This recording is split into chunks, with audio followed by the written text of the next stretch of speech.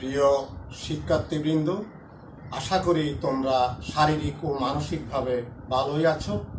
আমিও ভালো আছি। অনলাইন ক্লাসে তোমাদের স্বাগত জানাচ্ছি। আজকের পাঠদানের বিষয় ধম্মপদ যমকবজ্ঞ। তাহলে এসো আজ আমরা এ বিষয় নিয়ে আলোচনা করি।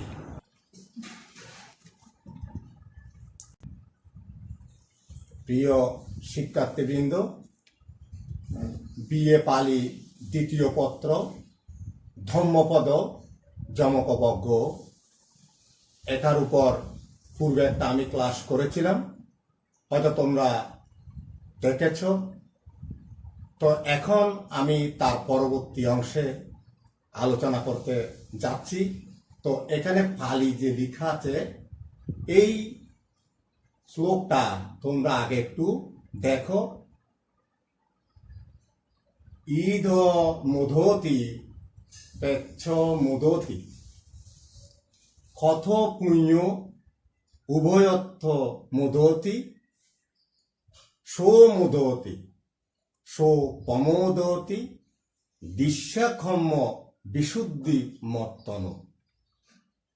এটা মহাকারণিক তথাগত সম্যক সম্বুদ্ধের মুখ নিঃসৃত বাণী। তোমরা শুনেছ। আমি এটার বাংলাও তোমাদের একটু ধারণা দিচ্ছি। কৃত পুণ্য ব্যক্তি ইহলোকে আনন্দিত হন, পরলোকে আনন্দিত হন, উভয় লোকে আনন্দিত হন। তিনি নিজের পুণ্যকর্মের কথা স্মরণ করে আনন্দিত ও প্রমোদিত হন। পালি, এটা বাংলা। তাহলে দেখো, ঈদ মুদোতি পেচ্ছ মুদোতি কথ পুণ্য উভয়তি মুদোতি। কত পুণ্য, কৃত পুণ্য ব্যক্তি ঈদ মুদোতি ইহলোকে আনন্দিত হন। কত পুণ্য কৃত পুণ্য ব্যক্তি ঈদ মুদোতি ইহলোকে আনন্দিত হন। পেচ্ছ মুদোতি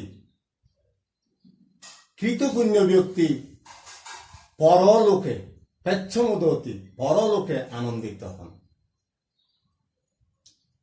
উভয়থ মুদোতি উভয় লোকে আনন্দিত হন। তাহলে তোমরা বুঝতে পেরেছ। এবার তার পরের যে লাইন সেটা দেখো, সুমুদোতি তিনি আনন্দিত হন, সুপ্রমোদতি তিনি প্রমোদিত হন, আনন্দিত হন, দিশ্যাকম্য বিশুদ্ধি মত্তন। কিসের কথা? নিজের পুণ্য কর্মের কথা। মানব জীবনে যে ছোটবেলা থেকে যে পুণ্য করে, বৃদ্ধ পর্যন্ত পুণ্য করে, সেটা স্মরণ করে তিনি আনন্দিত হন। কখন? মৃত্যুর সময়, যখন মরণ চলে আসে, তখনই তিনি এই আনন্দ উপভোগ করেন। এটা হলো পালি, এটা হলো বাংলা। শিক্ষার্থীবৃন্দ, আমি এরপর এখানে লিখেছি তোমাদের সুবিধার জন্য। আমি সবসময় এগুলো আলোচনা করি। যেমন লোকভূমি, একটা ধারণা থাকতে হবে। এই ধারণা না থাকলে তোমরা এটা বুঝতে পারবে না। এই লোকভূমি, আমি এখানে একটা ছবি দিয়েছি, তোমরা দেখতে পাচ্ছ। 31 প্রকার লোকভূমি। অরূপ ব্রহ্মলোক 4টি, রূপ ব্রহ্মলোক 16, স্বর্গলোক যেটা দেবলোক 6, মনুষ্যলোক 1 যেটা অপায়, অসুর তির্যক প্রেত নরক 4। মোট 31টি লোকভূমিতে আমাদের অবস্থান হয়। কি জন্য? আমরা হয়তো পাপ করি, নাহলে পুণ্য করি। আমাদের একটা কর্ম আছে, যেমন কর্ম তেমন ফল। এই কর্মের মাধ্যমে যদি অকুশল কর্ম করি, অকুশল কর্মের ফল ভোগ করতে হবে। কুশল কর্ম করলে কুশল কর্মের ফল ভোগ করতে হবে। পাপ অকুশল কর্ম, পুণ্য কুশল কর্ম। এবার এই যে পঞ্চস্কন্ধ, এই যে আমি বলি, আমার বলি, এখানে এই পঞ্চস্কন্ধ এটাকে আমরা ব্যাখ্যা করি। এটা হচ্ছে রূপ এবং নাম। রূপ, নাম, নামের মধ্যে বেদনা, সংজ্ঞা, সংস্কার, বিজ্ঞান একসাথে চলে আসবে। যেমন একজন বন্ধুকে দাওয়াত করলে 4টে বন্ধু চলে আসে, সেই রকম বন্ধু চলে আসার মতো এইটা একটা একসাথেই এর অবস্থান। নাম আসলে বেদনা, সংজ্ঞা, সংস্কার, বিজ্ঞান চলে আসবে একসাথে। আর রূপ, আমাদের এই শরীর, মাটি, পানি, বাতাস, আগুন, অগ্নি যেটাকে বলা হয়, এই রূপ দিয়ে আমাদের গঠন, সেটাকে আমরা পঞ্চস্কন্ধ বলে থাকি। রূপ, বেদনা, সংজ্ঞা, সংস্কার, বিজ্ঞান। তো এগুলো অনুশীলন করতে হবে। তোমরা অনুশীলন করলে আস্তে আস্তে বুঝতে পারবে। এরপর আমি এখানে অনিত্য দুঃখ অনাত্মের একটা ধারণা দিচ্ছি, যেহেতু এটা আমি তোমাদের একটু আলোচনা করবো বিশদভাবে। অনিত্য দুঃখ অনাত্ম, এই পৃথিবী নিত্য নয়, এই 31 প্রকার লোকভূমি নিত্য নয়। দুঃখ, জন্ম দুঃখ, জরা দুঃখ, ব্যাধি দুঃখ, মরণ দুঃখ, এই সমস্ত দুঃখের আলোচনা। অনাত্ম, আত্মা বলতে এখানে সেটা সংজ্ঞা দেওয়া যাচ্ছে না। আত্মার সংজ্ঞাটা রূপ, বেদনা, সংজ্ঞা, সংস্কার, বিজ্ঞানের মধ্যেই সংজ্ঞা দেয়া হয়। তো সেই জন্য আমি তোমাদের একটু ধারণা পাওয়ার জন্য আলোচনার সুবিধার্থে এটা আমি তোমাদের দিয়েছি এবং এটাও আলোচনা করেছি। কেন? এই যে কৃতপুণ্য ব্যক্তি, এই কৃতপুণ্য ব্যক্তি মনুষ্য লোকের আলোচনাটা আমি করব, এই মনুষ্য লোকের ঘটনাটা। তো এখানে আমি তোমাদের এইটার পরিচিতি, এটা কেন মহাকারণিক তথাগত সম্যক সম্বুদ্ধ 45 বৎসর ধর্ম প্রচারের সময় এইটা আলোচনা করেছিলেন এবং সূত্র পাঠ করেছিলেন, উনার মুখনিসৃত বাণী আমি তোমাদের, এটার একটা ইতিহাস আছে, সেই জন্য আমি তোমাদের আলোচনা করছি। শুনো, আজ থেকে 2500 বছর পূর্বে ভগবান গৌতম বুদ্ধের সময় শ্রাবস্তিতে এক ধর্মপ্রাণ উপাসক মৃত্যুকালে স্মৃতি উপস্থান সূত্র শ্রবণ করার অভিলাষ জ্ঞাপন করেন। ভিক্ষুরা সূত্রপাঠ আরম্ভ করলে উপাসক হঠাৎ বলে উঠলেন, থামুন। উনি স্ব অবস্থায় ছিলেন, উনি বলছেন থামুন। তখন ভিক্ষুরা সূত্রপাঠ বন্ধ করে বিহারে প্রস্থান করলেন। এই দৃশ্য দেখে উপাসকের আত্মীয় স্বজনেরা ক্রন্দন করতে লাগলেন। কিছুক্ষণ পর উপাসক প্রকৃতিস্থ হয়ে সমস্ত বিষয় অবগত হলেন। উনি জানতে পারলেন ভিক্ষুরা চলে গেছেন। তখন তিনি বললেন, ভিক্ষুদিগকে তিনি থামতে বলেন নাই। উপাসককে স্বর্গে নিয়ে যাবার জন্যে দিব্যরথ এসেছিল। ধর্ম শ্রবণ শেষ না হওয়া পর্যন্ত রথগুলোকে তিনি টানতে বলেছিলেন এবং তা প্রমাণ করার জন্যে ফুলের মালা গেঁথে আকাশে ছুঁড়ে দিতে বলেন। ফুলের মালা আকাশে ভাসতে থাকে। এ দৃশ্য সবাই দেখেন। পরে ফুলের মালা আকাশে অদৃশ্য হয়ে যায়। উপস্থিত নরনারীগণ, আত্মীয় স্বজন সবাই এতে আশ্চর্য হয়ে যায়। এটা বুদ্ধের গোচরীভূত হলে মহাকারণিক তথাগত সম্যক সম্বুদ্ধ পুণ্যকর্ম, এই পুণ্যকর্মের ও সৎ জীবন যাপনের প্রশংসা করতে গিয়ে তিনি এই কথা বলেন। তাহলে বুঝতে পারছো, এটা বুদ্ধের মুখ নিঃসৃত বাণী। 45 বৎসর ধর্ম প্রচারকালে উনি এক গুরুত্বপূর্ণ সময়ক্ষণে এই মহা মূল্যবান বাণী শুনিয়েছিলেন। এখন আমি এটার উপর আবার আলোচনা করছি যাতে তোমাদের বুঝতে সুবিধা হয়। এই ধার্মিক উপাসক ছিলেন মনুষ্যলোকে। তিনি স্বর্গে যাবেন, উনার চিত্ত স্বর্গে যাবে। এই স্বর্গলোক এটা দেবলোক, এখানে 6টা।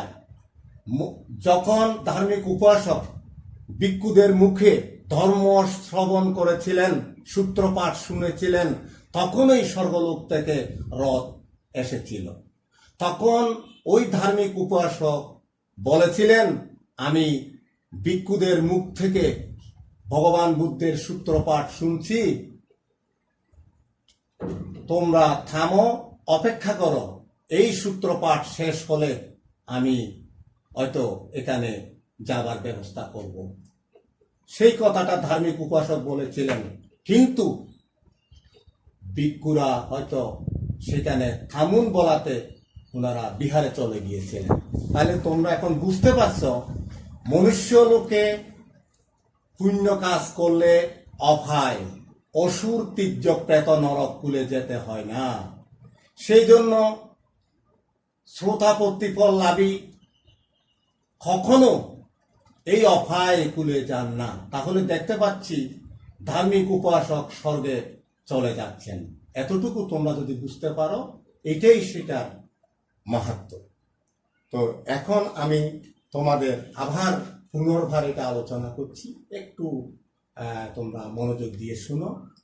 যেমন ঈদ মোদতি, পেচ্ছ মোদতি, কত পুণ্য উভয়র্থ মোদতি, সো মোদতি, সো প্রমোদতি, দিশাকম্ম বিশুদ্ধি মথন। এই বাংলা আমি তোমাদের বুঝিয়েছিলাম যে কত পুণ্য, কৃত পুণ্য ব্যক্তি ঈদমোদতি ইহলোকে আনন্দিত হন। পেচ্ছমোদতি, যখন মনুষ্য লোক থেকে অন্য লোকে চলে যাবেন তখন সেই আনন্দিত হন, আনন্দের সাথে উনি মৃত্যুবরণ করেন। তো কৃত পুণ্য ব্যক্তি হলোকে আনন্দিত হন, পরলোকে আনন্দিত হন, উভয় লোকে আনন্দিত হন। তো সোমোদতি, সে তিনি, যে কোনো একটা অর্থ।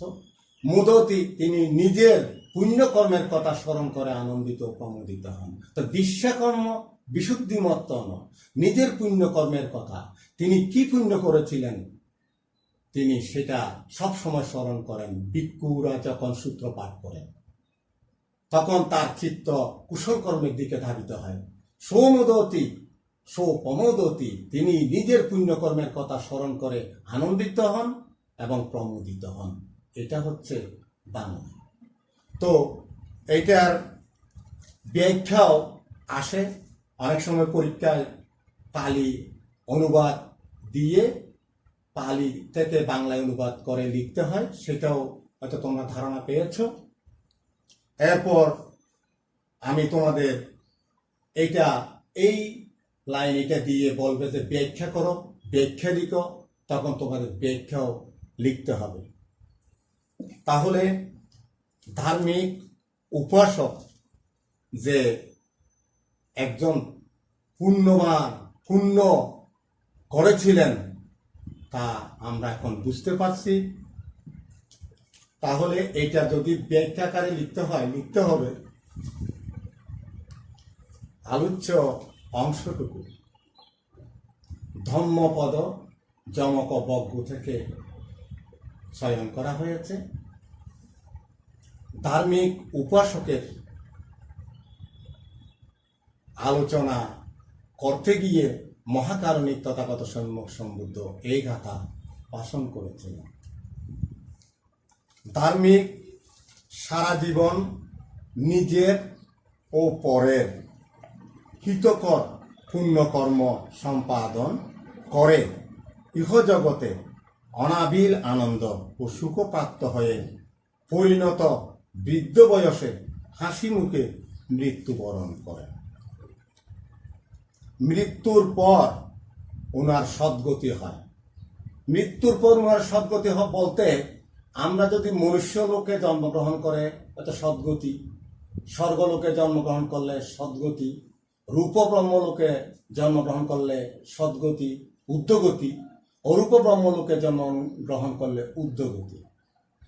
আর যদি নিম্নগতি ধারণা লাভ করতে হয় সেখানে হয় অভয়, যেখানে অসুর লোক, তির্যক লোক, প্রেতলোক, নরক লোক, যেখানে শুধু দুঃখ আছে, যেখানে শুধু দুঃখ। এই চারটা যে আমি এখানে চাল লিখেছি, এই চারটা অসুর তীর্যপ্রেত নরক, যেখানে জন্ম হোক সেখানে দুঃখ, সেখানে পুণ্য করার কোনো সুযোগ নেই। এটাকে অফাই লোক বলা হয়। এই মনুষ্য লোক থেকে এই কুলে জন্ম নিলে সে আর কখনো ঊর্ধ্বগতি লাভ করার সুযোগ পেতে পারে না, বা পেলেও অনেক কল্পান্তর জন্ম জন্মান্তর কষ্ট দুঃখ ভোগ করতে হয়। এরপর মনুষ্য লোক থেকে ঊর্ধ্বগতি যেটা স্বর্গলোক, স্বর্গলোকে শুধু সুখ আছে, এখানে দুঃখ নাই। স্বর্গলোকে কোনো দুঃখ নেই, খালি সব সময় হাসি খুশি, সব সময় আনন্দ। এটা রূপব্রহ্মলোক, এখানেও আনন্দ আছে, শুধু কিন্তু ধ্যান ধারণা এই সমস্ত এগুলা। এখানে অরূপ লোকেও সেই রকম 16 আর 4 মিলে 20, অরূপ ব্রহ্মলোক রূপ ব্রহ্মলোক মিলে। স্বর্গলোক, সেখানে শুধু হাসি খুশি, শুধু সুখ আর সুখ। আর মনুষ্য লোকে পঞ্চস্কন্দ দেহ নিয়ে আমরা যে উৎপন্ন হই, এখানে কিন্তু সুখও আছে দুঃখও আছে। মহাকারণিক তথাগত সম্যক সম্বুদ্ধ দুর্লভঞ্চ মনুষ্যত্বম, মনুষ্য জন্ম বড় দুঃখ বলেছিলেন। মনুষ্য জন্ম বড় দুর্লভ, মনুষ্য জন্ম দুঃখ, মনুষ্য জন্ম সুখ, এই দুইটার মিলনে হয়। কিন্তু মানুষকে বুঝতে হবে সুখ আর দুঃখের মধ্যে কোন জিনিসটা আমাদের বেশি উপলব্ধি করতে হবে। তাই মহাকারণিক তথাগত সম্যক সম্বুদ্ধ চতুরার্য সত্য আমাদের দেশনা করেছিলেন। চতুরার্য সত্য কি? দুঃখ আছে, দুঃখের কারণ আছে। দুঃখ আছে, জন্ম দুঃখ, জরা দুঃখ, ব্যাধি দুঃখ, মরণ দুঃখ, শোক দুঃখ, প্রিয় বিয়োগ দুঃখ, অপ্রিয় সংযোগ দুঃখ, এই সমস্ত দুঃখ, পঞ্চস্কন্ধের দুঃখ, এই সমস্ত সবগুলো দুঃখ উপলব্ধি করতে হবে। তাই তিনি বলেছিলেন দুঃখ আছে, দুঃখের কারণ আছে। দুঃখের কারণ হচ্ছে তৃষ্ণা। আমাদের এই হৃদ মন্দিরে যে চিত্ত আছে, চিত্তের মধ্যেই তৃষ্ণা লুকায়িত। কাম তৃষ্ণা, ভব তৃষ্ণা, বিভব তৃষ্ণা, এই 3 প্রকারের তৃষ্ণা আমাদের জর্জরিত করে। শিক্ষার্থীবৃন্দ, এই তৃষ্ণা, দুঃখের কারণ হচ্ছে এই তৃষ্ণা এবং অবিদ্যা। দুঃখের কারণ আছে, আবার দুঃখ নিরোধ আছে। দুঃখ নিরোধ বললে এখানে কিন্তু আলোচনায় আসে নাই। অরূপ ব্রহ্মলোক, এই 31 প্রকার লোকভূমি, সবগুলো যদি আমার তৃষ্ণা ক্ষয় হয়ে যায়, তাহলে ওই নির্বাণ উপলব্ধি হয়। তা এখানে যে এটা হচ্ছে ভব তৃষ্ণা, এগুলো হচ্ছে ভব তৃষ্ণা। এই যে 31 প্রকার লোকভূমি ভব তৃষ্ণা, ওই কাম তৃষ্ণা, ভব তৃষ্ণা, বিভব তৃষ্ণা, এই সব তৃষ্ণা যখন ক্ষয় হয়ে যায়, তখন 31 প্রকার লোকভূমি থেকে বিদায় নেয়, তো তখন নির্বাণ উপলব্ধি হয়। তো শিক্ষার্থীবৃন্দ, এই যে এখানে ওই নির্বাণ, যেটা হচ্ছে দুঃখ আছে, দুঃখের কারণ আছে, দুঃখ নিরোধ আছে, যেটা নিরোধ সত্য, অর্থাৎ দুঃখ বন্ধ করার একটা উপায়, সেটা হচ্ছে নির্বাণ। এই নির্বাণে চলে গেলে আর দুঃখ উৎপন্ন হয় না, সুখ উৎপন্ন হয় না। তবুও আমরা এটাকে পরম সুখ আলোচনা করেছি। তো এরপরে যেটা আলোচনা, সেটা হবে এই জিনিসটা আমাদের উপলব্ধি করতে হবে। এই যে জন্ম দুঃখ, জরা দুঃখ, ব্যাধি দুঃখ, অর্থাৎ দুঃখ আছে, দুঃখের কারণ আছে, দুঃখ নিরোধ আছে। ওই দুঃখ নিরোধের উপায়টা কি? এটা হচ্ছে, দুঃখ নিরোধের উপায় হচ্ছে আর্য অষ্টাঙ্গিক মার্গ। আর্য অষ্টাঙ্গিক মার্গ সম্যক দৃষ্টি, সম্যক সংকল্প, সম্যক বাক্য, সম্যক কর্ম, সম্যক জীবিকা, সম্যক স্মৃতি, সম্যক ব্যায়াম, সম্যক সমাজ। শিক্ষার্থীবৃন্দ, তাহলে ব্যাখ্যা যদি আসে, তাহলে লিখতে হবে তোমাদের এভাবে: ধার্মিক সারা জীবন নিজেরও পরের হিতকর পুণ্যকর্ম সম্পাদন করে ইহ জগতে অনাবিল আনন্দ ও সুখপ্রাপ্ত হয়ে পরিণত বৃদ্ধ বয়সে হাসি মুখে মৃত্যুবরণ করেন। মৃত্যুর পর উনার সদ্গতি হয়, অর্থাৎ উনি স্বর্গলোক, ব্রহ্মলোক লাভ করেন। সেখানেও তিনি নির্মল আনন্দ উপভোগ করেন। শিক্ষার্থীবৃন্দ, আমি এখন আলোচনার শেষ প্রান্তে। তোমাদের শারীরিক ও মানসিক সুস্থতা কামনা করে আমি তোমাদের কাছ থেকে বিদায় নিচ্ছি। তোমাদের অসংখ্য ধন্যবাদ।